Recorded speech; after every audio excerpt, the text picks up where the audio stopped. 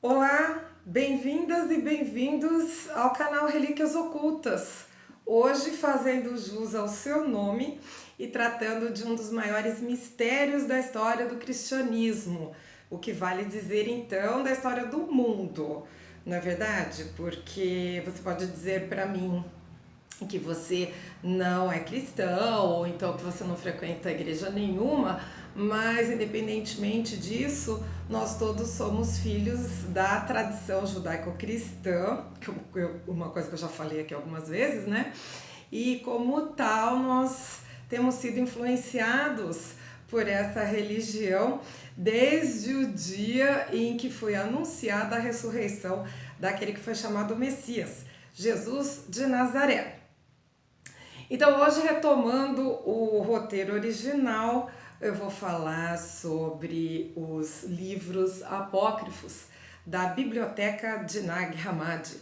Se você não assistiu ao meu vídeo que se chama, intitulado A Biblioteca de Nag Hammadi, assista, porque lá eu falo um pouquinho da história da descoberta desses livros, que é uma das maiores descobertas arqueológicas do século XX, juntamente com outra um pouquinho mais famosa, a história da descoberta dos manuscritos do Mar Morto.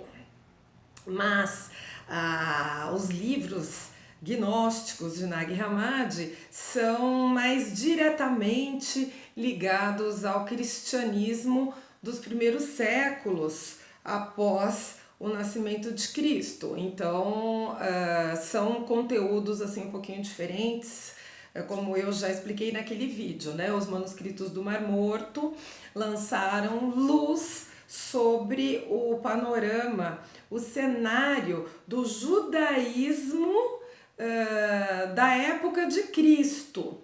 E os livros gnósticos lançam luz sobre os primórdios já do cristianismo.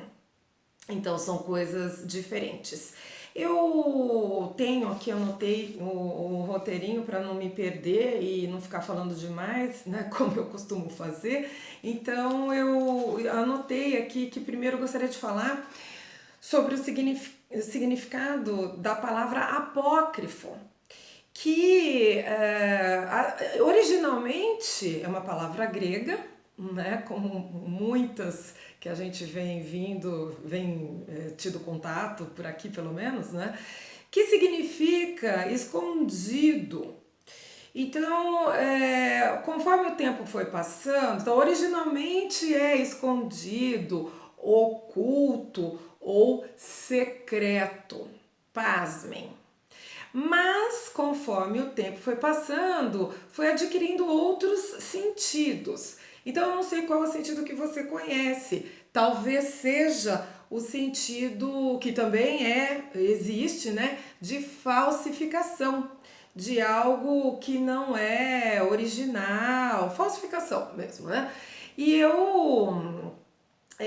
uma palavra, essa falsificação, né? Carregada de preconceitos, né? Muito diferente você afirmar que uma coisa é oculta, foi secreta, até mesmo clandestina, né? De você afirmar que ela é uma falsificação. Então, eu, né, antigamente, quando escutava a palavra apócrifo e não tinha ido ainda atrás de descobrir o que significava, e existem livros apócrifos do Velho Testamento também, não vou tratar deles aqui, a gente está falando do Novo Testamento, né, do cristianismo, mas eu ouvia a palavra apócrifo e foneticamente ouvia em sentido negativo mesmo, né, no sentido de falsificação, via em algum texto, e eu acho que foneticamente eu associei com hipócrita, tá? Apócrifo, hipócrita. Então, para mim, a princípio, assim, há bastante tempo, né? Eu achava que era uma coisa muito ruim.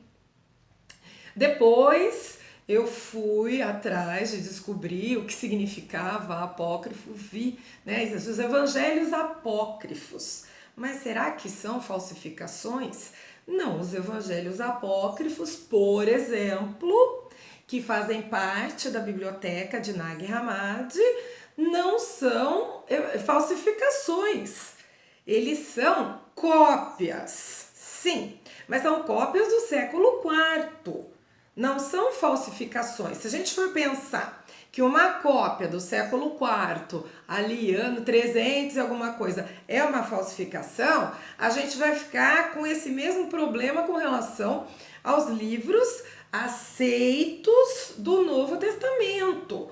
Porque como a gente viu nos vídeos que eu falei, né, contei, recontei a história que eu tinha lido, muito bem esclarecida pelo professor Frederico Lourenço nas suas introduções à sua tradução do Novo Testamento, nós não temos manuscrito autógrafo de nenhum dos livros do Novo Testamento.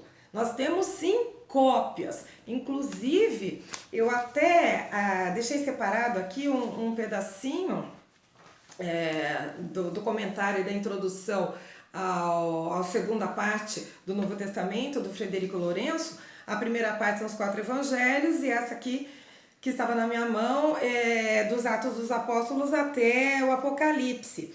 E aqui eu separei na página 28 para você que tem esse maravilhoso livro, essa maravilhosa, preciosa tradução. Na página 28, primeiro parágrafo, Frederico Lourenço diz o seguinte: os textos autógrafos de Mateus, Marcos, Lucas, João, Paulo, etc., não chegaram até nós, perderam-se para sempre. O que temos são cópias em papiro, pergaminhos de papel, feitas sobre cópias que já eram elas próprias, cópias de outras cópias. Para termos a dimensão do problema, basta pensarmos no seguinte: Paulo escreveu suas cartas na década de 50 e 60 do século I. O manuscrito mais antigo que contém o texto integral das cartas de Paulo é do século IV. Então, assim, é um problema. Todos esses textos muito antigos, né, não só da Bíblia, não, todos eles têm essa questão de ser a cópia da cópia da cópia, então, portanto, sujeita a erros e sujeita a edições, né, pequenas correções que o copista tenha resolvido fazer, então não se tem controle sobre isso. Nesse sentido, estes livros que foram encontrados nessa localidade perto de Luxor, chamada Nag Hammadi, foram encontradas num penhasco próximo de um mosteiro de São Pacômio. Nesse sentido, o fato deles serem cópias, de datarem do século IV, não tira de modo algum a sua importância dentro da história do cristianismo. Por que eu estou dizendo isso? Porque os livros que foram encontrados em 1945 têm menos valor, historicamente falando, textualmente falando, doutrinariamente falando, do que os livros do Novo Testamento, os 27 livros do Novo Testamento? Não! O que acontece é que eles foram considerados heréticos e, portanto, num determinado momento, a sua leitura foi proibida. E por conta disso, muito provavelmente, foram escondidos naqueles jarros e dentro num penhasco, e lá ficaram até 1945. Os historiadores debatem sobre quem teria escondido estes livros. Provavelmente foram os monges do mosteiro de São Pacômio, que fica ali perto, ou seja, eram cristãos, os gnósticos eram cristãos. Provavelmente estes monges tinham apreço, gostavam, concordavam com o que ali estava escrito, ou se não concordavam, no mínimo, não achavam que tinha um conteúdo nocivo ou pernicioso. E No ano de 367 depois de Cristo, você pode não guardar essa data especificamente esse ano, mas sim, quarto século importantíssimo na história dessa religião, porque é o ano em que se converte o imperador Constantino, mudando para sempre a história do mundo, para sempre a história do cristianismo e, consequentemente, a história do mundo. Então, é no ano de 367, aquelas discussões acaloradas sobre quais livros deveriam fazer parte da escritura sagrada dos cristãos já vinham se arrastando há algum tempo. Como eu falei para vocês, o bispo Irineu de Lyon perseguia, se lançou numa missão de perseguir aqueles que ele considerava como sendo contrários à verdadeira fé, ou à verdadeira doutrina, os assim chamados heréticos. Irineu escreveu contra as heresias. Já no ano de 180, ele comenta a respeito destes escritos dos gnósticos. Portanto, os livros que foram encontrados em 1945, os códices, lembram, né? O papiro que é encadernado em forma de livro, diferentemente do rolo. Então, esses códices que foram encontrados em 1945 são do quarto século depois de Cristo, mas o conteúdo deles é anterior. Então, Irineu já comentava a respeito da circulação desses escritos no ano 180. Então, os historiadores, os pesquisadores não sabem quem escreveu aqueles livros e nem quando. Provavelmente são de vários, eles foram escritos em diversos momentos e por diversas pessoas, grupos diferentes, mas eles têm certeza de que eles já existiam no século II por conta desses seus detratores, dos que escreviam contra as heresias, assim como o bispo Irineu. Então, essas discussões do que era apropriado para o cristão, do que era realmente a doutrina cristã, fiel àquilo que Jesus havia pregado, era uma discussão que já vinha se arrastando, mas no ano de 367, o bispo Atanásio, chamado de poderoso bispo de Alexandria, escreve uma carta na qual ele faz uma recomendação para que as comunidades cristãs, as igrejas, sob sua jurisdição, lessem aqueles 27 livros que nós conhecemos hoje, nem mais nem menos.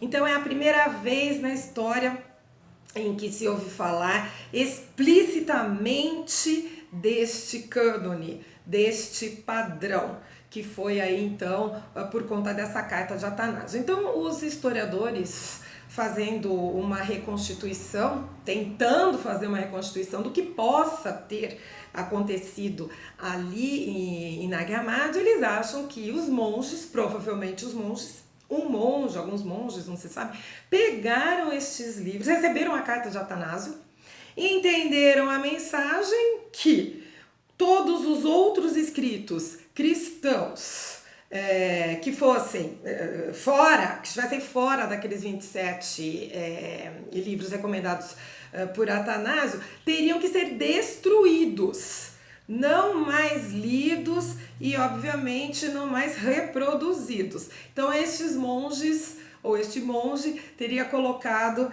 estes 52 tratados, porque o número é de 52, dentro do jarro, escondido nesse penhasco onde eles permaneceram por 1500 anos, né? Um pouco mais de 1500 anos, até serem redescobertos em 1945. Alguns deles, nesse processo aí, foram descobertos por pessoas leigas que não tinham a menor ideia do que estava acontecendo, do que significava aquilo. Esses livros acabaram se perdendo aí por descuido. Claro, eles foram destruídos pelo tempo, assim, parcialmente, né? Houve, claro, uma deterioração do material por conta do tempo e também por descuido, foram jogados fora e alguns serviram até para a mãe de um dos rapazes que descobriu a coleção fazer fogo na casa dela. Ele narrou isso posteriormente. Apesar de todos esses percalços, o conteúdo daquilo que foi descoberto é extraordinário e lançou uma luz, como eu falei no vídeo sobre Nag Hammadi, abriu uma janela para o passado, lançando uma luz muito brilhante sobre o que eram os gnósticos. Nem todos os 52 tratados são gnósticos, mas a maioria sim, né? Existem algumas outras coisas ali, mas enfim, a grande maioria é de textos gnósticos. Então lançou luz em que sentido? O que era o cristianismo dos primeiros tempos, como hoje, né? O cristianismo não é uma coisa só. Ele não é uma doutrina uniforme, existem interpretações diferentes, existem práticas diferentes. Então, entre os católicos há diferenças, né, entre eles, há as diferenças entre católicos e protestantes, há várias denominações dentro do protestantismo, os evangélicos. Então tem protestante histórico, e aí a partir disso várias outras correntes, mas pelo que tem sido constatado a partir da história, dos estudos históricos, o cristianismo, na sua origem, no princípio da sua história, do estabelecimento, de seu estabelecimento enquanto religião, ele era bem mais fragmentado e bem mais diferenciado do que hoje, que nós já temos aí diversos pontos de vista, diversas interpretações e diversas práticas, doutrinas, rituais convivendo, né? Então a gente conhece pessoas assim que frequentam vários tipos de igrejas, acreditam em coisas parecidas, mas também tem coisas bastante diferentes, mas lá na época